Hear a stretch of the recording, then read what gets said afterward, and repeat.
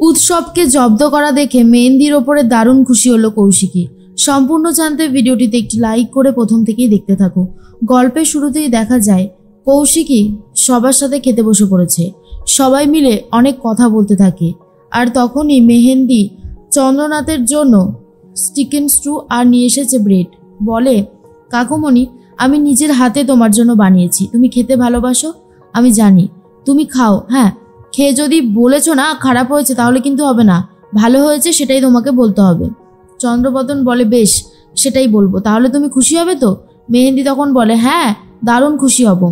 এর মধ্যেই সবাই মিলে খেতে খেতে গল্প করতে থাকে। তখনই দেবুদা বলে, যাক, বাবা যখন ফিরে এসেছে আর কোনো চিন্তা নেই। এর মধ্যেই বৈদেহী মুখার্জি বলে, ঠাকুরপো কেমন আছো এখন? ঠাকুরপো বলে, এই তো বৌদি, ভালোই আছি। মৃত্যুর মুখ থেকে ফিরে এসেছি, জানি না আর কত বিপদ রয়েছে জীবনে।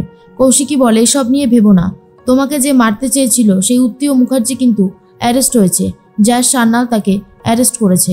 তার মধ্যেই দেবুদা বলে, এখনও কি প্রমাণিত হয়ে গেছে যে উত্তীয় এটা করেছে? কৌশিকী তখন বলে, অবশ্যই প্রমাণিত হয়েছে। আর ছোট্ট কাকনও সেটাই দেখেছে। কাকুমণি, এবার নিশ্চয়ই আর তুমি কোনো অন্যায় করবে না, বলো? অবশ্য বলা যায় না, তুমি তো বারবার একই কথা দিয়ে কথার খেলাপ করো। তার মধ্যেই মেহেন্দি বলে, আর হ্যাঁ, আমি কিন্তু বাবাকে বলে আমি স্বয়ম্ভুদার সাথে বাবার ডিএনএ টেস্টটা মেলাবো। আর তখনই স্বয়ম্ভুর সাথে ডিএনএ টেস্ট করবে রাজনাথ মুখার্জি। শুনেই প্রচণ্ড রেগে গেছে উৎসব আর বলে, এটা হবে না, ডিএনএ টেস্ট করলে আমি এই বাড়ি ছেড়ে চলে যাব। মেহেন্দি তখন বলে, তুমি এই বাড়ি ছেড়ে চলে যাবে? সেটা আমার ভাবতেও কেমন একটা লাগে, কারণ তুমি এই বাড়িতে রয়েছো শুধুমাত্র টাকা সম্পত্তি এসবের জন্য। আর তুমি যদি এই বাড়ি থেকে চলে যাও, তুমি খুব ভালো মতনই জানো যে তুমি এই বাড়ির কিচ্ছু পাবে না, এক কানাকড়িও পাবে না। আর তুমি বলছো তুমি নাকি চলে যাবে, ভাবলেও কেমন যেন অবাক লাগে। আর তার মধ্যেই কৌশিকী তখন বলে, মেহেন্দি, তুমি এটা একদম ঠিক কথা বলেছো। প্রীতি তখন বলে, আচ্ছা মেহেন্দি, তুমি হঠাৎ তোমার দিদিকে নিয়ে এত উঠে পড়ে লাগলে কেন বলো তো? কি হয়েছে তোমার? মেহেন্দি তখন বলে, প্রীতিদি, তুমি যদি দেখো তোমার চোখের সামনে কেউ দেবুদাকে মারতে চাইছে আর তুমি কোনো কিছু করতে পারছো না, তোমার জায়গাতে তোমার দিদি এসে কিছু করে দিল, তখনও কি তুমি চুপ করে থাকবে? থাকবে না, তাই তো? আমিও সেরকম চুপ করে থাকতে পারছি না। জ্যাস সান্যালকে আমি এই বাড়িতে ফেরাবই, যে যাই বলুক না কেন, আমি কারোর কথাই শুনবো না। জগদ্ধাত্রী কোনো অন্যায় করেনি, তাহলে ও কেন বাইরে বাইরে পড়ে থাকবে? ও অন্তঃসত্ত্বা, ওর তো এখন এই বাড়িতে থাকা উচিত। আমরা সবাই মিলে ওর কেয়ার করতে পারতাম। আর ওর মধ্যে যেই ছোট্ট শিশুটা একটু একটু করে বেড়ে উঠছে, তার যত্নও তো ও ভালোভাবে নিতে পারতো, তাই না? ওর মনেও তো একটা বেশ প্রভাব পড়ছে। চন্দ্রবদন বুঝতে পারে মেহেন্দি এখন পুরোপুরি জগদ্ধাত্রীর সাপোর্টে কথা বলবে, আর এটা খুব ভালো মতনই বুঝতে পেরে গেছিল। অন্যদিকে বৈদেহী বলে, ব্যাস, আবার শুরু হলো। তুমি যে কি লাভ পাচ্ছ না মেহেন্দি, সেটাই আমি বুঝতে পারছি না। তোমার দিদিকে নিয়ে তোমার এত চিন্তা কিসের জন্য? এর মধ্যেই মেহেন্দি তখন বলে, চিন্তা হবে না কেন? আমার দিদি আমার কাছে সব থেকে সেরা। আমি আমার দিদিকে কখনো ভুল বুঝতে পারি? আমি অন্যায় করেছিলাম আগে, কিন্তু তারপরে আর কখনো ভুল বুঝতে পারবো না। ওকে আমি ভীষণ ভালোবাসি আর আমি ওর সাথেই থাকতে চাই। আশা করি আপনি আমার কথাটা খুব ভালো মতন বুঝতে পেরেছেন। এর মধ্যেই উৎসব বলে, আমি তো বললাম আমি এখানে থাকবো না। আর বর্দি, তুই কিছু বলছিস না কেন? কৌশিকী বলে, আমি মেহেন্দিকে দেখছি আর অবাক হয়ে যাচ্ছি।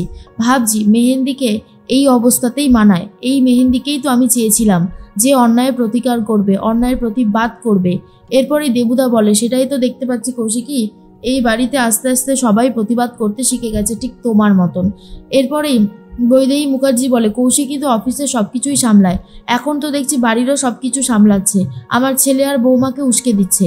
তখনই কৌশিকীকে বলে দেবুদা, অবশ্য কৌশিকী এর জন্য ভালো টাকা ইনকামও তো করে, তাই না কৌশিকী? কৌশিকী বলে, দেবুদা, তুমি খুব ভালো মতন জানো অফিস থেকে যেটা আসে ইনকামটা আমি কিন্তু আমার অ্যাকাউন্টে নেই না, ওটা কোম্পানির অ্যাকাউন্টে জমা হয়। তখন বৈদেহী মুখার্জি বলে, তুমি কোম্পানির অ্যাকাউন্ট থেকে কত টাকা নাও কৌশিকী? কৌশিকী বলে, হিসাব চাইছো? হিসাব চেয়ে কিন্তু কোনো লাভের লাভ হবে না, কারণ এই যে জায়গাটা রয়েছে না, এটা আমি যোগ্য মানুষের হাতেই তুলে দেব। আর মেহেন্দিকে আমি যোগ্য করে তুলে দেবই, যেভাবেই হোক না কেন। এর মধ্যেই কৌশিকীকে ফোন করেছে জগদ্ধাত্রী আর বলে, বর্দি, বলছিলাম মেহেন্দি আমাকে ফোন করেছিল, ওর ফোন লাগছে না, ওকে একটু দেবেন? তখনই কৌশিকী বলে, হ্যাঁ নিশ্চয়ই। মেহেন্দি, তুমি জগদ্ধাত্রীকে ফোন করেছিলে, এ নাও কথা বলো। জগদ্ধাত্রীকে তখন মেহেন্দি বলে, শোন দিদি, তোকে ফোন করেছিলাম জামাই ষষ্ঠীর জন্য। জামাই ষষ্ঠীতে কিন্তু স্বয়ম্ভুদাকে নিয়ে তুই আমাদের বাড়িতে যাবি। তখনই জগদ্ধাত্রী বলে আমাদের বাড়িতে মানে?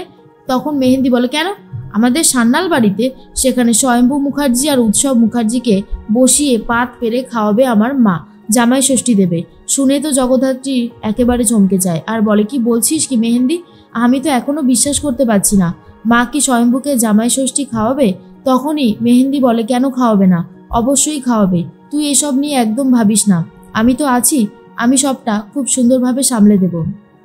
তখনই মেহেন্দি বলে তুই এখন কি করছিস, তুই খেয়েছিস তো? জগদ্ধাত্রী প্রত্যেকটা মিনিটে চমকে যাচ্ছে, কি করে মেহেন্দি এতটা বদলে যেতে পারে। মনে মনে ভাবে এটা কি সত্যি বদলে গেছে নাকি পুরোটাই অ্যাক্টিং করছে মেহেন্দি।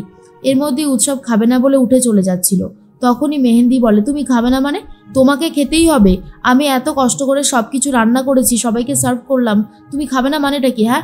এরপর ভাত মেখে উৎসবের মুখে পুরো ঠুসে দেয়, যা দেখার পরে উৎসব আর মেহেন্দির দেখার পরে কৌশিকী তো ভীষণই খুশি হয়। প্রীতি বলে জাস্ট মেনে নেওয়া যাচ্ছে না, সব কিছু মাত্রা অতিরিক্ত হচ্ছে এই বাড়িতে। তখন দেবুদা বলে প্রীতি চুপ করে বসো, খাবারটা খেয়ে নাও, খাবার নষ্ট করো না।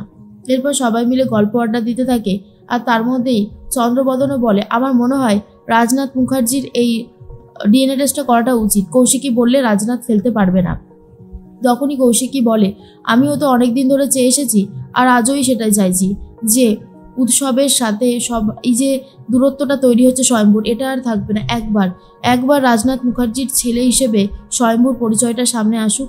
এর মধ্যেই দেখা যায় কাকলি দেবীর যেই ঘরে ঘুমানোর কথা ছিল সেই ঘরে কাকলি দেবী না ঘুমিয়ে অন্য ঘরে ঘুমায়, আর সেই ঘরে ঘুমিয়েছে ভাস্কর তো ঘুমিয়ে পড়েছে। হঠাৎ করে রাতের বেলা একজন আসে, যার ছায়াটা দেখতে পারা যায়, আর সে এসে টার্গেট করেছিল কাকলি দেবীকে, কিন্তু কাকলি দেবী তো না ছিল, ভাস্কর চাদর মুড়িতে ঘুমাচ্ছিল আর তার হাতে অস্ত্র দিয়ে আঘাত করে সে পালিয়ে যায়। ভাস্কর ব্যথাতে ছটপট করতে থাকে। এরপরেই সবাই চলে এসেছে। কাকলি দেবী বলে এটা কি করে হলো? বিপাশা বলে জানি না, হঠাৎ করে এরকমটা হলো আর কেউ একজন পালিয়েও গেল। এরপর হসপিটালে ফোন করা হয়, জ্যাস সান্যালকে ফোন করে কাকলি দেবী আর বলে ভাস্করকে কারা যেন আঘাত করেছে, আপনারা তাড়াতাড়ি চলে আসুন। জ্যাস বলে আমরা এক্ষুনি আসছি। কাকলি দেবী বলে এই ঘরে তো আজ আমার ঘুমানোর কথা ছিল, মানে আজ যদি আমি এখানে ঘুমাতাম তাহলে আমি শেষ হয়ে যেতাম। দীপেন মামা বলে সবাই শেষ হবে, এক এক করে সবাই শেষ হয়ে যাবে এই বাড়ি থেকে, আর কেউ থাকবে না। তখনই কাকলি দেবী ভয় পেয়ে যায় আর এদিকে ভাস্কর ব্যথায় ছটপট করতে থাকে। তখনই বিপাশা বলে এখনো যে কেন ডক্টর আসছে না বুঝতে পারছি না, তাহলে কি আমাদেরকে হসপিটালে নিয়ে যেতে হবে ভাস্করকে? কাকলি দেবী বলে যদি ডাক্তার নাই আসে তাহলে আমাদের নিয়ে যেতে হবে, বইকে এক্ষুনি নিয়ে যেতে হবে, দাদাকে সুস্থ করতেই হবে।